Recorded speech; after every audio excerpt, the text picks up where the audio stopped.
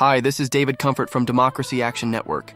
In a world where political discourse is often sanitized, a shocking revelation has emerged from the young Republican National Federation. Thousands of text messages from a group chat have exposed a stark contradiction. The youth of a party that claims to advocate for freedom and opportunity are instead steeped in a culture of callousness and insensitivity. Jokes about gas chambers, slavery, and rape are not just the ramblings of a few rogue individuals. They reflect a deeper malaise within the political landscape. Consider the historical context. The youth movements of the past, think of the civil rights activists or the anti-war protesters, were driven by a sense of justice and a desire for progress.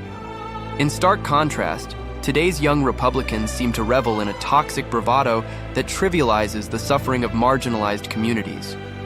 This is not merely a failure of individual morality, it reveals a systemic issue where the normalization of hate speech becomes a badge of honor among the politically ambitious. The messages exchanged in this group chat are not isolated incidents, but rather a symptom of a broader trend within the GOP.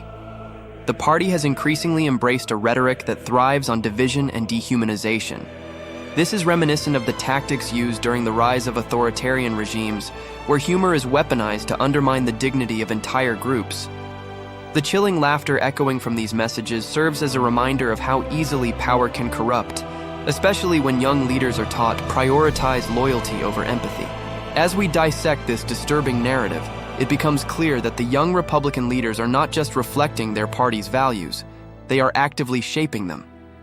Their flippant attitude towards historical atrocities suggests a troubling disconnection from the very principles of democracy and human rights. This is a call to action for those who believe in a more inclusive and compassionate society. We must challenge these narratives and hold leaders accountable. The takeaway here is profound. The normalization of hate, even in jest, has real-world implications.